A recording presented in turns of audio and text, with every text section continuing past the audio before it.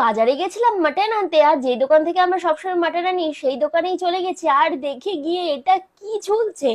এ ভাই দেখ বৌদি বাজারে গিয়ে কি কিনছে দেখ। বৌদি সত্যি, তোমরা ভিডিওটা পুরোটা দেখো, তাহলে বৌদির আজকে কাণ্ডটা বুঝতে পারবা। ওকে, বাড়িতে এসে দেখো এবার এটাকে কাটার পালা, সাথে কিছুটা মাংস রয়েছে সেটাকে বার করে নিতে হবে, আর এই দুটো জিনিসকে আলাদা করে নিতে হবে। আর সাথে এই যে লম্বা মতন ঝুলছে, এটা কি বলো তো, আমি আর বলছি না, থাক বাজে কথা বলতে নেই। দেখতে পারলে বৌদির হাতে পাঠার বিচি, বৌদির হাতে কিন্তু পাঠার ওটাও ছিল, বুঝতে পারছো তো। বৌদি কিন্তু পাঠার সাথে মাংস লেগে আছে, ওটা খাবে না, বৌদি শুধু বিচি দুটোই নেবে। এবার দেখো বৌদি কি করে বিচি দুটো কাটে, দেখো ভালো করে দেখো, দেখো।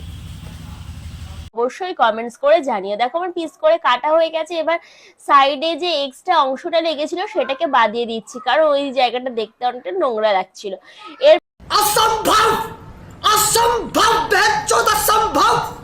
তখন প্রথমে আমি এখানে হাড়টাকে দিয়ে দিলাম, দেওয়ার পর ভালোভাবে নাড়াচাড়া। তো বা দেখতে পাচ্ছ বৌদি কেমন করে কষাচ্ছে, দেখছো তো, সব কিছু দিয়ে কষালো, তারপর বৌদিটা হাতটা দেখো, এখনো বাকি আছে, হাতে বিচি দুটো না ছাড়বে।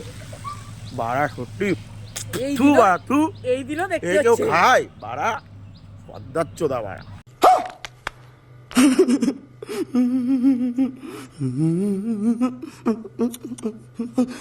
এর আগে আমি কাউকে রান্না করতেও দেখিনি। এই দেখো দেখতে অনেকটা চুস্তার মতন হয়েছে, আমি কেটে নিয়েছি, তবে এটা কিন্তু খুব নরম।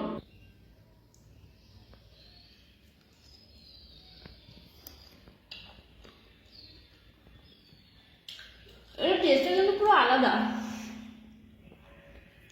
না মাটনের মতো না চুস্তার মতো।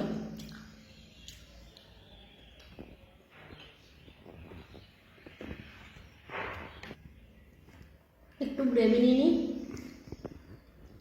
সাথে একটু আলুও দিয়েছি আমি, দেখলে একটু আলু দিয়ে। এক সেকেন্ড, কলিযুগের বৌদি তুমি খাচ্ছ পাঠার বিচি, দুদিন পরে ছিঁড়ে নেবে দাদার দুটো বিচি।